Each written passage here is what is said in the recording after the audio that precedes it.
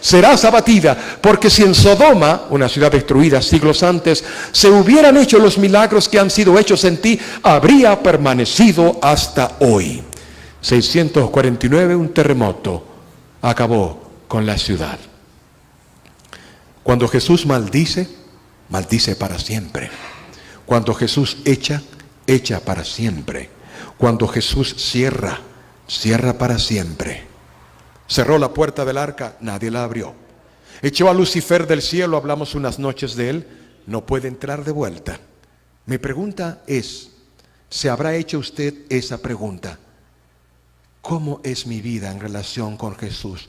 ¿Lo habré desechado? ¿Me habrá echado de la gracia? ¿Habré blasfemado al Espíritu de Dios? ¿Me hablará Jesús? ¿Se olvidó de mí Jesús? Les tengo la respuesta y es buena noticia. Si usted está aquí esta noche es porque el Espíritu de Dios lo trajo. Le habló a su mente y corazón, dejó a un lado cualquier cosa y decidió venir. Le felicito. Todavía está bajo la gracia de Dios. ¿Cuándo termina? Muy pronto. Ojalá y usted pueda recibirla por igual. Estas son ruinas de la casa de Pedro. Algunos dicen San Pedro. Vamos a decirle así de todos modos.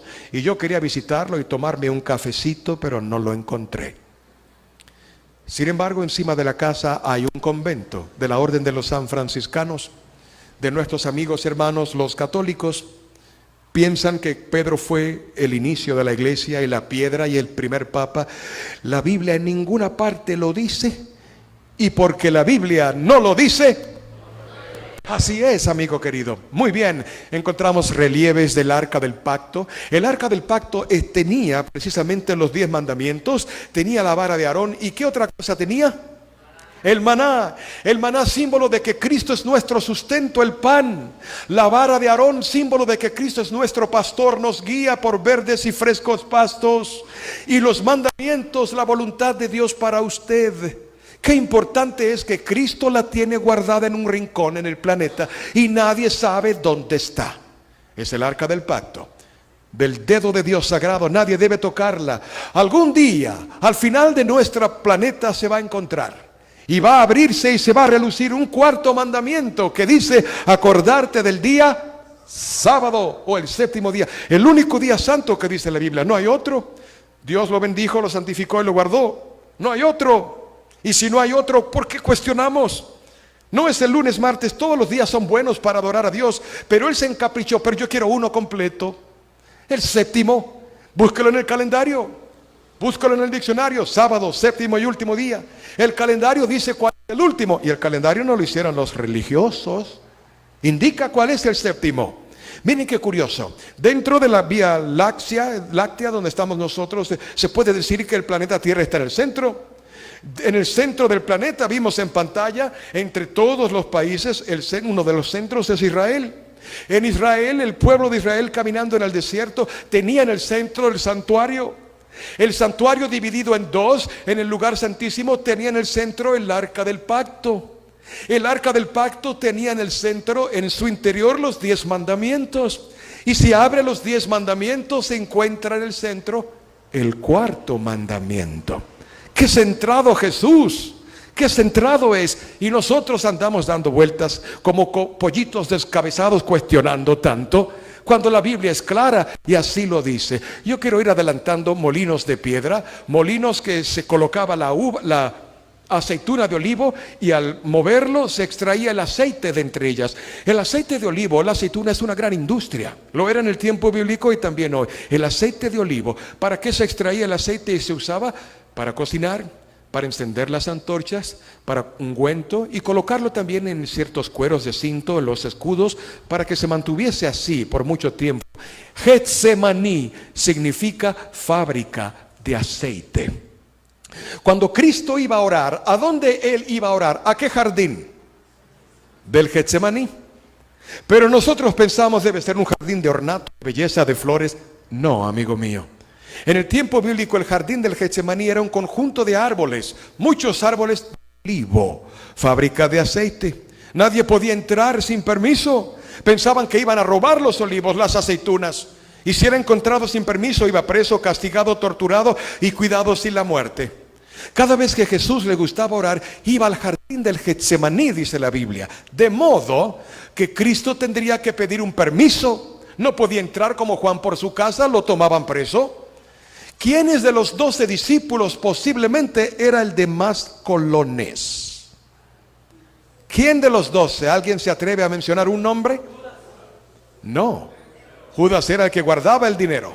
Si lo quería era porque no tenía. Otro más. Mateo. ¿Por qué? Porque trabajaba con los federales. Él colectaba el tributo. Posiblemente el que mejor vestía. Es muy posible que el jardín del Getsemaní pertenecía a Mateo. Y Jesús, en mi imaginación, Mateo, me presta la llavecita, quiero ir a orar. ¿Cómo no, maestro? Cosas que aprendemos cuando visitamos la arqueología, la historia en estos países que van en armonía con la Biblia, no la descartan. Es el monte de las Beatitudes. ¿Quieren subir allí? Quítense el cinturón.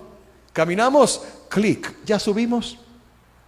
Ahora estamos del monte hacia abajo, vemos el mar de la Galilea. En ese monte Jesús habló maravillas, porque cuando Jesús hablaba a la gente le encantaba escuchar. Y lo más famoso que recordamos, el sermón del monte, Mateo 5, de las bienaventuranzas o beatitudes. No usaba micrófono Jesús y la gente le seguía por multitud. ¿Cómo le oían? En ese lugar existe lo que es una acústica natural. Y la voz va hacia abajo llevada por el viento a cierta hora de la mañana, 10 a 11. Qué oportuno que Jesús posiblemente a esa misma hora iba allí para hablarles a ellos el mensaje. Ahora pregunto, ¿quién hizo ese monte? ¿Quién lo hizo? Jesús. ¿No era él el más oportuno y propio para saber cuándo debo hablar el sermón ante tanta gente en un monte sin micrófono? Claro que sí. El monte Tobar en pantalla nos recuerda el portentoso milagro de la transfiguración. Es el monte de Tabor. La Biblia dice que Jesús, Pedro, Santiago y Juan subieron a un monte alto. El más alto de Israel es este. Y se cree que allí se ocurrió entre estos 3 discípulos lo que hoy conocemos como la transfiguración. Y Cristo apareció acompañado de Moisés y de Elías con una luz gloriosa. Está en la Biblia la historia. Y los 3 discípulos asustados. ¿Por qué los 3 discípulos? Jesús los llamaba en varias ocasiones. Vengan, y entraron a una casa y sanaron, resucitaron a una niña. Pedro, Santiago y Juan, los únicos testigos. Pero no eran 12, sí eran 12. ¿Por qué solo 3? La verdad es que Cristo sabía el futuro de ellos. Sabía que Santiago, Pedro y Juan iban a sufrir mártires. Al primero que le cortaron la cabeza de los discípulos, Santiago. Al segundo que fue muerto, organizó a la iglesia cristiana primitiva, no como papa, sino como líder, fue Pedro, fue muerto en una cruz. Y Juan, el más joven de todos, Cristo lo necesitaba para cerrar la Biblia con la inspiración del Apocalipsis en la isla de Patmos, en Grecia. Noten, Cristo sabía el futuro de los 3, por eso los llamó aparte, les quería fortalecer la fe, animarlos. Y Cristo sabe el futuro suyo y el mío. ¿Dónde estará usted cuando Él venga? ¿Qué piensa de Él? ¿Lo hará su Dios? ¿Lo hará su amigo? ¿Lo hará su consejero? Temprano en la mañana Cristo debe ser el que pueda ungirlo a usted, guiarlo en el camino, enseñarle qué hacer, qué decir. Es Cristo. No pierda oportunidad por Él. Es el río más famoso de la Biblia, el Yardenit. En hebreo llamamos el río Jordán. La gente lo recuerda por muchas cosas, especialmente por una, porque Cristo fue bautizado allí. El Yardenit, el Jordán, es sucio. Naamán tenía razón. Un comandante asirio tenía lepra. Ve al Jordán. Pero si en Asiria hay mejores ríos, pensamos igual. Pensamos igual. No importa de qué religión sea, todos adoran a Dios. No, Señor. No todos adoran a Dios. Todos pretenden adorar a Dios, pero hay que adorar a Dios como Él quiere, no como a mí me parece. Fue lo que hizo Caín. Bueno, él pidió un sacrificio. Yo lo que tengo son verduras y tomate, vamos a llevarle. Él no pidió eso. Él pidió una oveja y Abel obedeció. No es como a usted le parece, es como Cristo ordena. Y Cristo dice ciertas instrucciones para su vida, para su mejoramiento. Hágale caso al mensaje de Jesús en la Biblia. Y Naamán fue sanado cuando entró al río. Claro, existieron varios otros milagros. Recordamos el hacha flotante, los sacerdotes cruzaron. Eliseo lo cruzó, el río se dividió por igual al ir y al venir. Y Naamán fue curado de la lepra. Cuando vamos allí, la gente quiere ser bautizada de vuelta. Y claro, yo digo, si son bautizados, solo vamos a renovarle los votos. Y como quieren hacerlo porque quieren sentir lo mismo que Jesús sintió, pues entramos al agua después de algunos cantos. Y usted dirá, ¿dónde llevan las batas? No las llevamos, se alquilan allí. Todo es fácil de alquilar. A veces venden productos $1, $1. No hablan el español muchos, pero saben decir en inglés $1. Dirían que ¿cuánto es un dólar en colones? Muy bien, lo que sea, tantos colones, ¿cierto? Saben decirlo. Es todo un negocio. Y entramos al sitio con gente que quiere renovar sus votos en Dios. No hay que ir al Jordán para eso. No hay que ir a Israel para eso. Se renueva el voto y se entrega el corazón a Cristo aquí. En su casa, en su recámara, en su auto, en su trabajo. Cristo no tiene límites, toca el corazón y lo tuerce, aún en la cárcel.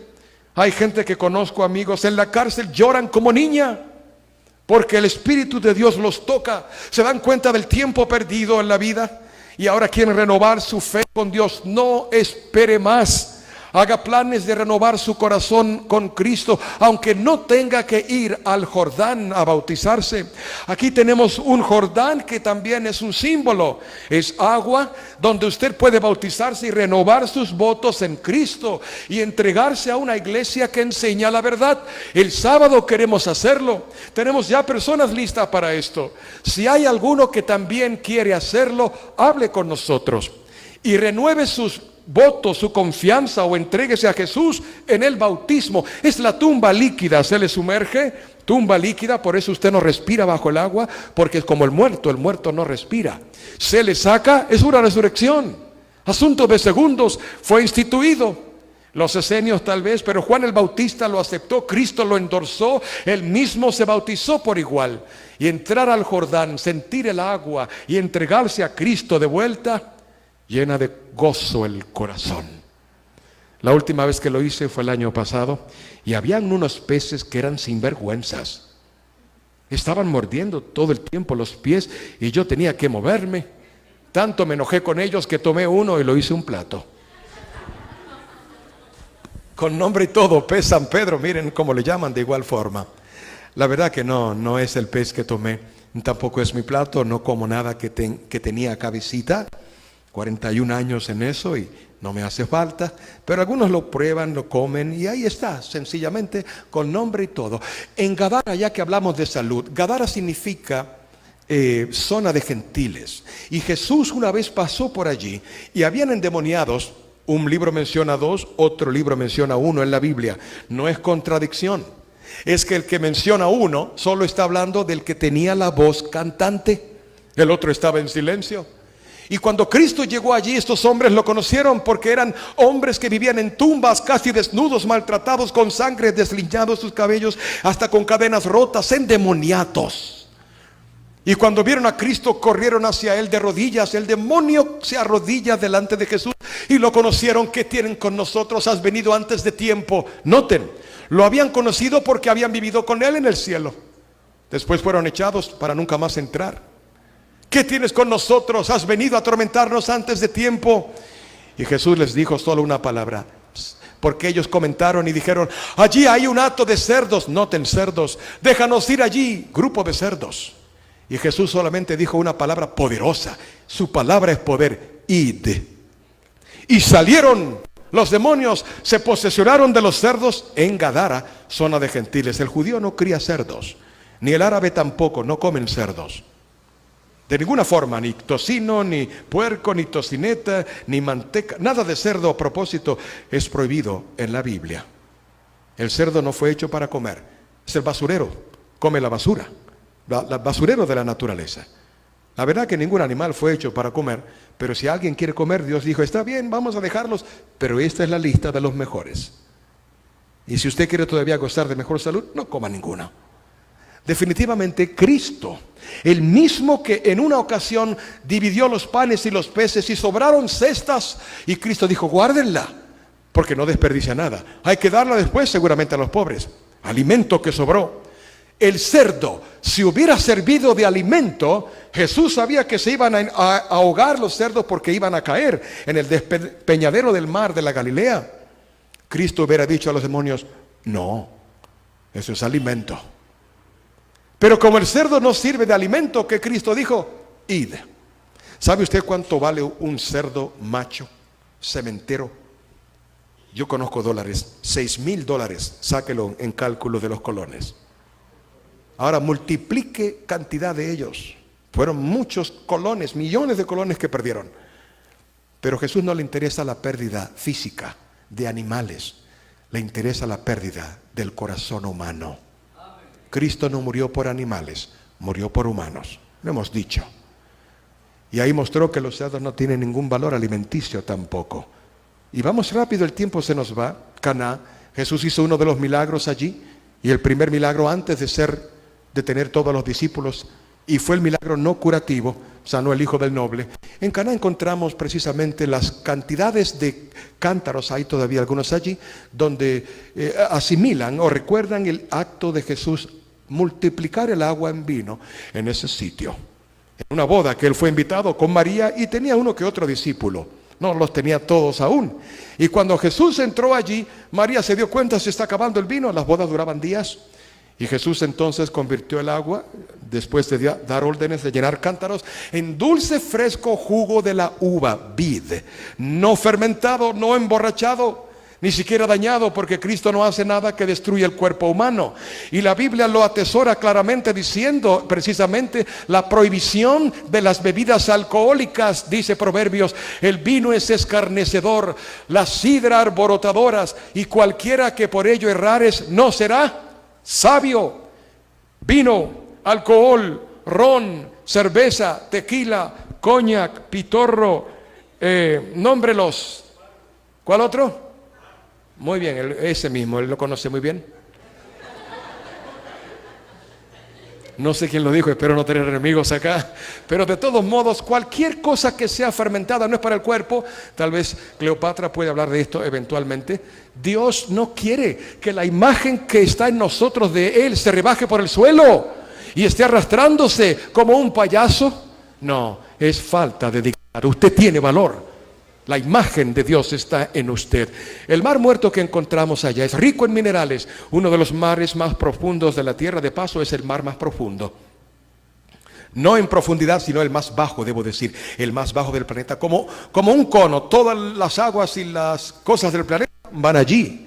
El mar muerto. ¿Muerto por qué? Porque no tiene muchas olas y no viven peces allí. Lleno de sal, 7 veces más salado que cualquier otro mar. Se sacan minerales, nutrientes de esa sal de allí. Y la gente puede flotar. Sencillamente, si usted se mete al agua, no abra los ojos. Es muy ardiente, pueden quemárseles. Al fondo, al final, dicen que estuvieron Sodoma y Gomorra bajo el agua. Ciudades que Dios destruyó. Y la esposa de Lot se convirtió en estatua de sal. No en balde, es el más salado del planeta. A propósito, se anda secando. Un camino tal vez conducía a Moab allí. Si ven un joven musculoso arriba, apuesto, soy yo. ¿Ven ustedes el agua? Gente que tiene vitíligos en la piel, alguna enfermedad, van allí. A orillas hay hoteles y se sumergen en el mar por mucho tiempo para ser sanados. Y hay cremas que las damas usan para la piel. Yo estuve en ese sitio y en una ocasión una hermana me cubrió del lodo negro lleno de sal a orillas de ese mar y aquí estoy. No soy un esclavo mulato, soy yo. Cuando me lo quité y me lo enjuagué, me miré al espejo, me vi 10 años más joven y encontré hasta una arruga que se le cayó al vecino. La verdad es que es impresionante. Uno flota por el agua que hay, por la densidad. En Gedi queda cerca, en esa área, es un lugar bajo donde David huyendo de Saúl, para salvar su vida. Y posiblemente en este arroyo se alimentó con los amigos que tenía como soldados que le ayudaron. Y en alguna de esas cuevas durmió Saúl, porque le dijo, están en Gedi. Saúl, rey, preparó su ejército para seguir a David. Cuando llega no lo encuentra. Y Saúl, ya cansado, se acuesta en una de las cuevas. David viene de noche y corta parte de su manto. Podía haberlo matado, pero David respetaba al ungido de Jehová. Cristo es el ungido de Jehová. ¿Lo respetas igual? ¿O lo tienes sencillamente como alguien artificial que recuerdas solo en Navidad? ¿O cuando vas a la boda de un amigo? ¿O al funeral de alguien conocido? Cristo no es para guardarlo, es para vivir con Él siempre. Y como el tiempo se nos acaba, los druidas eran hombres que todavía esperan a Jesús. No creen en el Mesías Jesús. Dice que no ha venido. Solo dicen que va a salir de un hombre, no de una mujer. No sé cómo, usted figúrelo. Pero Cristo ya vino. Vivió con nosotros. Se fue y prometerá volver. Los pastores beduinos los encontramos en cualquier parte en el desierto de Judea. Estos pastores son pobres comerciantes, pero pobre aún así en sus cabras y camellos que venden de un lugar a otro, se mueven como nómadas. Aunque son pobres, pueden tener hasta 7 esposas. No sé cómo lo hacen, una es suficiente, nos da dolor de cabeza. La verdad es que yo creo que el problema no es tener tantos 7 esposas, sino 7 suegras. Llegamos a nuestra ciudad, Jerusalén. 37 veces conquistada Jerusalén, y cada conquistador creaba en ella su propio estilo. La verdadera Jerusalén queda abajo, pero es la ciudad amada de Dios. Tanto la amó y tanto la quiso que Él dijo que no será destruida. Babilonia, Medo-Persas, 2 imperios, Egipto, los poderíos de Grecia, incluyendo el poderío romano, fueron destruidos. Pero hablando de Jerusalén, todavía permanece hasta hoy. Cristo caminaba dentro, Cristo hacía ministerio dentro, Cristo tocaba las almas adentro, alcanzaba a los sufridos, traía esperanza a los consolados. Y frente a Jerusalén, el cementerio de judíos ortodoxos que esperan al Mesías. Y ven ustedes, sus tumbas no tienen cruces, porque no creen en Cristo, el judío ortodoxo, porque hay judío mesiánico. Y esperan a Cristo. ¡Qué desilusión!